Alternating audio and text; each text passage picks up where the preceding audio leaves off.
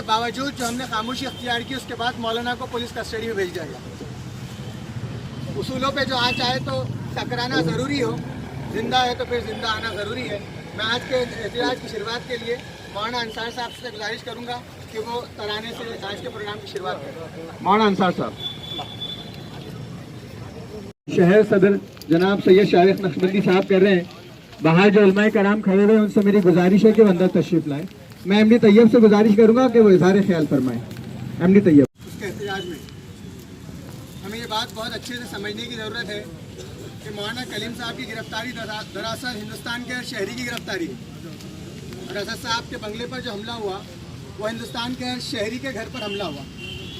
یہ حکومت جو فیل ہو چکی ہے اپنے وکاس کے کاموں سے، کس طرح کے ہتھیار ہیں۔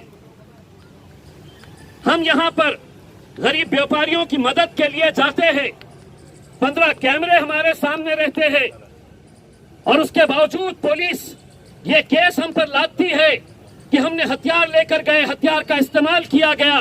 اس ایک کیس کے اندر 9 قلم لگائے جاتے ہیں۔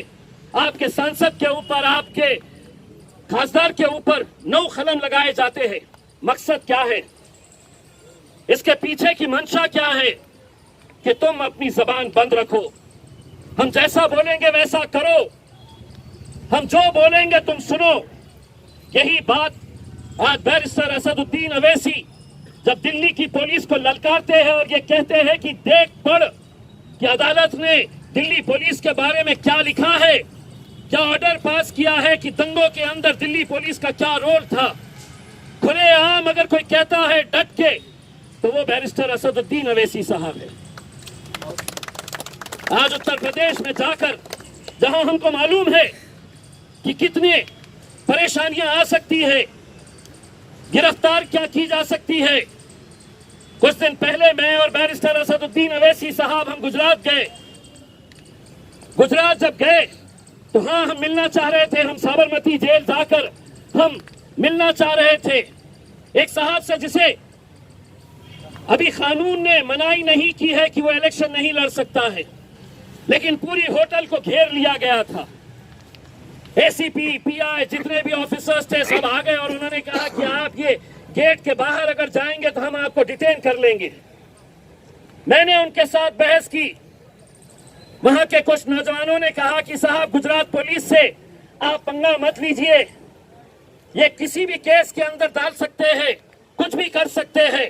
اس کے باوجود ہم گئے ڈٹ کر ان کے ساتھ اور ان کے ساتھ بحث کی اور ان سے ایک سوال یہ کیا کہ اگر سادھوی پرگیا سنگھ اگر جیل میں رہتی ہے ایک آتنک کے معاملے کے اندر اور اسے ملنے کے لیے راجناتھ سنگھ جیل جا سکتے ہیں تو ہم کیوں نہیں جا سکتے ہیں جیل کے اندر؟ اگر قانون ان کے لیے ہے تو قانون ہمارے لیے بھی ہے۔ لیکن سرکار کو معلوم ہے، سرکار کو معلوم ہے یہ قوم بٹی ہوئی ہے، ہم بٹے ہوئے ہیں، یہ حقیقت ہے۔ کئی مسلکوں میں ہم بٹے ہوئے ہیں، کئی سیاسی پارٹیوں کی وجہ سے ہم بٹے ہوئے ہیں۔ کہیں نہ کہیں میرے بھائیوں یہ آج سوچنے کی ضرورت ہے کہ اگر مولانا کلیم صاحب جیسے ایک ایسی بزرگ شخصیت کو پولیس اٹھا کر لے کر جاتی ہے اور اس ملک کا مسلمان ہی نہیں، اس ملک کے سیکولرزم سے محبت کرنے والا ہر وہ شہری چاہے وہ کسی بھی ذات، دھرم اور مذہب کا کیوں نہ ہو، کیوں نہیں آواز اٹھاتے ہیں، کیوں نہیں بولتے ہیں؟ کیا وجہ ہے کہ آپ خاموش رہتے ہیں؟ کیا وجہ ہے کہ آپ انتظار کرتے رہیں گے کہ مولانا کلیم صاحب میرے کون ہے، میرے رشتہ دار ہے نہیں ہے، میرے جان پہچان کے ہیں، میرے دوست ہیں، کون ہے؟ ہم یہ سوچیں گے مجھے کیا لینا دینا ہے۔ ٹھیک ہے مولانا کلیم صاحب کو لے کر گئے، کب تک ہم یہ سوچ لے کر آگے بڑھتے رہیں گے؟ ہم خاموش ہیں، اسی لیے ہم یہ کہتے ہیں کہ ظلم کے سائے میں لب کھولے گا کون؟ اگر ہم سب بھی چپ رہے تو پھر بولے گا کون؟ کون بولے گا؟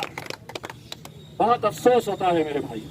میں آج یقیناً یہ مجلس اتحاد المسلمین نے آج یہ پروگرام کو آرگنائز کیا ہے، لیکن میں تمام ان سیاسی جماعتوں کو کہنا چاہتا ہوں جو مسلمانوں کے نام کے اوپر سطح کے اندر آتے ہیں، یہ جس طرح کا دھرنا आज इस शहर के मुसलमानों ने यहाँ पर किया है, उन तमाम सियासी पार्टियों के रहनुमाओं को मैं कहना चाहता हूँ, कल तुम बैठोगे यहाँ पर और हम आएंगे तुम्हारे बुलाने के ऊपर। बैठो तुम आवाज दो, हम आएंगे, क्योंकि ये किसी सियासी जमात का मुद्दा नहीं है, ये हमारे उलमाए कराम का मुद्दा है, जिन्हें इस तरह से आज किसी डर खौफ के सरकारें कुछ भी कर रही, कुछ भी बोल रही, कुछ भी इल्जाम लगा रही हैं और हम खामोश बैठे हैं। सरकार जो कर रही है वो सिर्फ तुम्हारे और हमारे सब्र का इम्तिहान ले रही है, देखना चाहती है कि ये कौम जिंदा है या मर चुकी है, देखना चाहती है कि तुम्हारे अंदर अभी भी कुछ जान बाकी है या तुम मर चुके हो।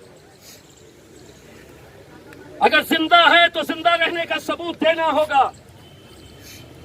बारिश आ रही है, बहुत तेज बारिश आ रही है, मैं घर से कैसे निकलूंगा? कपड़े भीग जाएंगे, मेरे कपड़े खराब हो जाएंगे। ये किसी रोशन गेट, चेरीपुरा, बुड्डी लाइन के अंदर इतने तो चाय पीने के लिए वहां पर मौजूद रहते हैं। ये शर्म आनी चाहिए इस शहर के मुसलमानों को।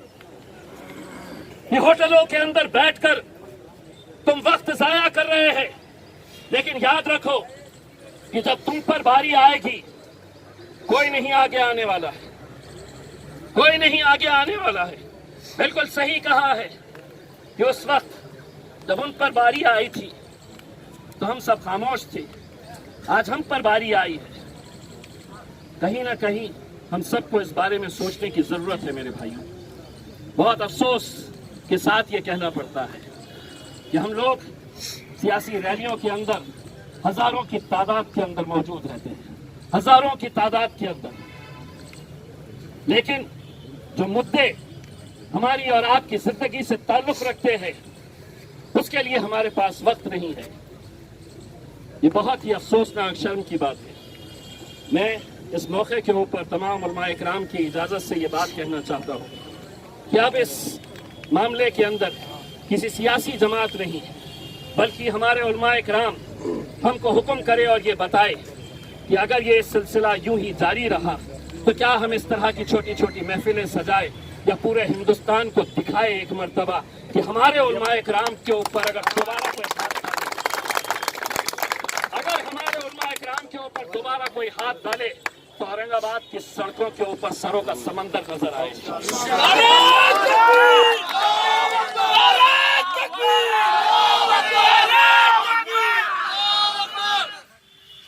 और हम चाहेंगे कि ऐलान हमारे उलमा इकराम की तरफ से आना चाहिए, क्योंकि अब वो वक्त आ गया है कि जहां पर हम सिर्फ सोशल मीडिया के ऊपर या टेलीविजन के ऊपर अपनी नाराजगी नहीं जता सकते हैं।